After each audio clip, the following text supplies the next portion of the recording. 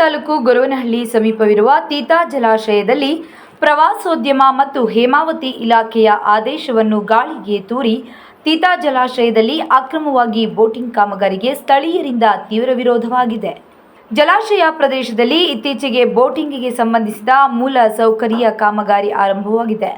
ಆದರೆ ಗ್ರಾಮ ಪಂಚಾಯತ್ ನೀರಾವರಿ ಇಲಾಖೆ ಅಥವಾ ಪ್ರವಾಸೋದ್ಯಮ ಇಲಾಖೆಯ ಆದೇಶವನ್ನು ಉಲ್ಲಂಘಿಸಿ ಕಾಮಗಾರಿ ಆರಂಭವಾಗಿದೆ.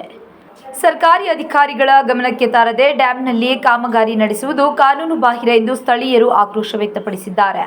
ಟೂರಿಸಂ ಇಲಾಖೆ ಬರ್ತಾರೆ, ಆಮೇಲೆ ಕಾವೇರಿ ನಿಗಮದವ್ರು ಬರ್ತಾರೆ. ಪಂಚಾಯತಿಯರು ಪರ್ಮಿಷನ್ ತಗೊಂಡಿಲ್ಲ, ಪಂಚಾಯತಿ ಪರ್ಮಿಷನ್ ತಗೊಂಡಂಗೆ ಕೆಲಸ ಸ್ಟಾರ್ಟ್ ಮಾಡಿದ್ರೆ ಅದು ಕೊಟ್ಟಿಲ್ಲ ಅಂತಾರೆ. ಅವ್ರು ಪಿಡಿಒ ಕೇಳೋತ್ತಿಗೆ ಯಾವ ಪರ್ಮಿಷನ್ ತಗೊಂಡ ಕೆಲಸ ಸ್ಟಾರ್ಟ್ ಮಾಡಿಬಿಟ್ಟು ಏರಿನೆಲ್ಲ ಬಗದ್ರೆ ಮುಂಚೆ ಫುಲ್ ಲೋಡ್ ಇದಾಯ್ತಪ್ಪ, ನೀವು ಎತ್ತಿನ ಒಳ್ಳೆ ನೀರು ಬಿಟ್ಟಾಗ ಅವಾಗ ಏರಿ ಕಿತ್ಕೊಂಡ್ರೆ ಇವರು ಬಂದು ಏರಿ ಕಟ್ಟಿಸ್ತಾರೆ ಹೊಸದಾಗಿ.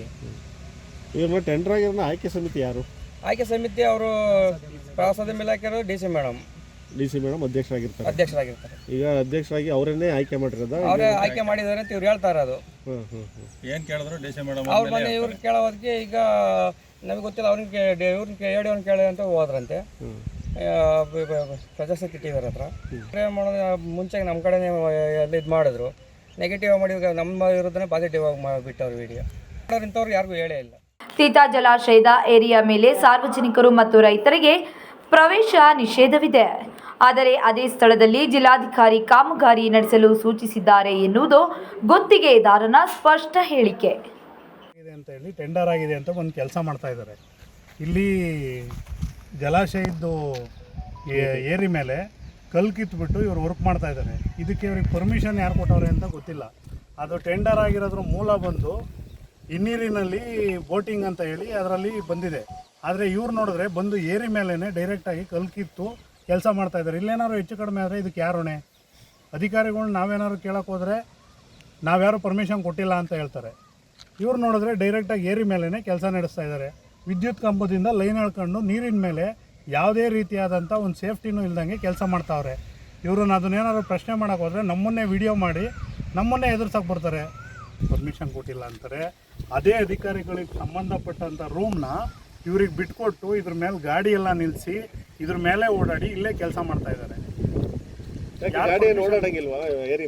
ಯಾವುದು ಇದುವರೆಗೂ ನಮ್ಮ ಟೂ ವೀಲರೇ ಓಡಾಡಕ್ಕೆ ಬಿಡ್ತಾ ಇಲ್ಲ ಸ್ಥಳೀಯರಿಗೆ. ಈ ಊರಿಂದ ಊರಿಗೆ ಬರೋದಕ್ಕೆ ಬರೀ 500 ಮೀಟ್ರಲ್ಲಿ ಊರಿಂದ ಊರಿಗೆ ನಾವು ಓಡಾಡ್ತೀವಿ ಇಲ್ಲಿಂದ. ಆದರೆ ಇದುವರೆಗೂ ನಮ್ಮ ಸ್ಥಳೀಯರಿಗೇನೆ ಇಲ್ಲಿ ಓಡಾಡಕ್ಕೆ ಪರ್ಮಿಷನ್ ಕೊಟ್ಟಿಲ್ಲ. ನಿಷೇಧಿತ ಪ್ರದೇಶ ನಿಷೇಧಿತ ಪ್ರದೇಶ ಗೇಟ್ ಹಾಕಿದ್ದಾರೆ. ನಿಷೇಧಿತ ಪ್ರದೇಶ. ಒಂದು ಬಟ್ಟೆ ಒಗೆಯೋಕ್ಕೂ ಕೂಡ ಇಲ್ಲಿ ಒಗಿಬಾರ್ದು ಅಂತಾನೆ ಅಲ್ಲಿ ಬೋರ್ಡ್ ಹಾಕಿದ್ದಾರೆ. ಎಲ್ಲಿ ನಿಷೇಧಿತ ಪ್ರದೇಶ ಅಂತ ಹಾಕಿದಾರೋ ಅದೇ ಜಾಗದಲ್ಲಿ ಇವರು ಬೋಟಿಂಗಿಗೆ ಕೆಲಸ ಮಾಡ್ತಾ ಇದ್ದಾರೆ. ಇನ್ನು ಅತ್ಯಂತ ಆತಂಕಕಾರಿ ವಿಷಯವೆಂದರೆ ಕಾಮಗಾರಿಯಲ್ಲಿ ತೊಡಗಿರುವ ಕಾರ್ಮಿಕರ ಸುರಕ್ಷತೆ. ಡ್ಯಾಂನ ಅಂಚಿನಲ್ಲಿ ನೀರಿರುವ ಸೂಕ್ಷ್ಮ ಪ್ರದೇಶದಲ್ಲಿ ಕಾಮಗಾರಿ ನಡೆಯುತ್ತಿದ್ದರೂ ಕಾರ್ಮಿಕರಿಗೆ helmet, life jacket, safety gloves, safety shoe ಸೇರಿದಂತೆ ಯಾವುದೇ ಮುಂಜಾಗ್ರತಾ ಕ್ರಮದ ರಕ್ಷಣಾ ಸಾಧನಗಳನ್ನು ನೀಡಲಾಗುತ್ತಿಲ್ಲ. ಇದರ ಜೊತೆ ಬಾಲ ಕಾರ್ಮಿಕನ ಬಳಕೆ ಕೇಳೋರೇ ಇಲ್ಲ. ಕಟ್ಟಡ ಮತ್ತು ಇತರೆ ನಿರ್ಮಾಣ ಕಾರ್ಮಿಕರ ಕಲ್ಯಾಣ ಕಾಯ್ದೆ 1996ರ ಪ್ರಕಾರ PPE ನೀಡುವುದು ಕಡ್ಡಾಯ. ನೀರಿನ ಬಳಿ ಕೆಲಸಕ್ಕೆ ಲೈಫ್ ಜಾಕೆಟ್ ಕೂಡ ಕಡ್ಡಾಯ. 17 ವರ್ಷದ ಬಾಲ ಕಾರ್ಮಿಕರನ್ನು ಕೆಲಸಕ್ಕೆ ಬಳಸಲಾಗಿದೆ. ಆದರೆ ಇಲ್ಲಿ ಆ ನಿಯಮಗಳನ್ನು ಸಂಪೂರ್ಣವಾಗಿ ಗಾಳಿಗೆ ತೂರಲಾಗಿದೆ. ಒಂದು ಸಣ್ಣ ಆಯ ತಪ್ಪಿದರೂ ಕಾರ್ಮಿಕರು ನೇರವಾಗಿ ನೀರಿಗೆ ಬೀಳುವ ಅಪಾಯವಿದೆ.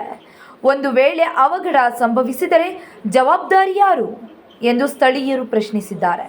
ಸೇಫ್ಟಿದೆಲ್ಲ ಮಾಡಿ ನಾವು ಏನೇನು ಬೇಕು ಇದಕ್ಕೆ, ಇವಾಗ ಫಸ್ಟ್ ಏಡು, ಇಲ್ಲೇನು ಟ್ರೈನರ್ ಏನು ಬೇಕು, ಈಗ CPR ಮಾಡೋದಕ್ಕೆ ಏನೇನು ಎಮರ್ಜೆನ್ಸಿ ಆ್ಯಕ್ಷನ್ ಪ್ಲ್ಯಾನ್ಸ್ ಏನು ಬೇಕು, ಮತ್ತು ನಾವೇನು ಸ್ಟ್ಯಾಂಡರ್ಡ್ ಆಪ್ರೇಷನ್ ಏನೇನು ಮಾಡಬೇಕು ಅದನ್ನೆಲ್ಲ ನಾವೆಲ್ಲ ಬೋರ್ಡೆಲ್ಲ ಹಾಕಿ ನಾವೇನು ಬೇಕು ಸ್ಮೂತ್ ಆಪ್ರೇಷನ್ ಏನು ಮಾಡಬೇಕು ಅದನ್ನು ನಾವು ಮಾಡ್ತೀವಿ ಸರ್. ಮತ್ತೇನು ಇವಾಗೇನು ಈಗ ಆಲ್ರೆಡಿ ಆದೇಶ ಮಾಡಿದ್ದಾರೆ ನಮ್ಗೆ, ಏನು ಸ್ಥಳೀಯರಿಗೆ ನೀವು ಉದ್ಯೋಗ ಕೊಡಬೇಕು ಅಂತ ಹೇಳ್ಬಿಟ್ಟು ಆಲ್ರೆಡಿ ಇಂಟಿಮೇಟ್ ಮಾಡಿದ್ದಾರೆ.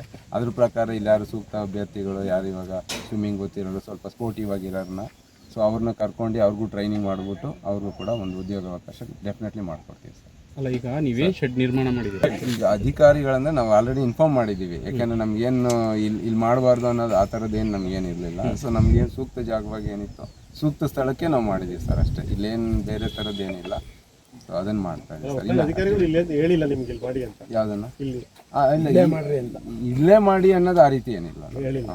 ನೀವೇ ಮಾಡ್ತಾ ನಾವು ಇವಾಗ ನಾವೇ ಮಾಡ್ತಾ ಇದೀವಿ ಅಂದ್ರೆ ನಾವು ಅಪ್ಡೇಟ್ ಮಾಡಿದೀವಿ, ನಾವೇನು ಮಾಡಿದೀವಿ ಇನ್ಫಾರ್ಮ್ ಮಾಡಿದೀವಿ ನಾವು ಆಲ್ರೆಡಿ. ಅಧಿಕಾರಿಗಳು ಇಲ್ಲಿ ತನಕ ಸ್ಥಳಕ್ಕೆ ಭೇಟಿ ಕೊಟ್ಟವ್ರ? ಯಾರು ಇವ್ರು ಟೂರಿಸಂ ಅವ್ರು ಬಂದಿದ್ದಾರೆ, ಯಾರು ಬಂದಿದ್ರು ಸರ್? ಅಸಿಸ್ಟೆಂಟ್ ಡೈರೆಕ್ಟರ್ ಅವ್ರ ಹೆಸರು? ಸಂಜೀವ್ ಕುಮಾರ್. ಅವ್ರು ಬಂದು ತೋರಿಸಿದ್ರ ಇಲ್ಲಿ ಮಾಡಿ ಅಂತ? ಇಲ್ಲ ಅವ್ರಿಗೆ ನಾವು ಅಪ್ಡೇಟ್ ಮಾಡಿದೀವಿ ಅಂತ.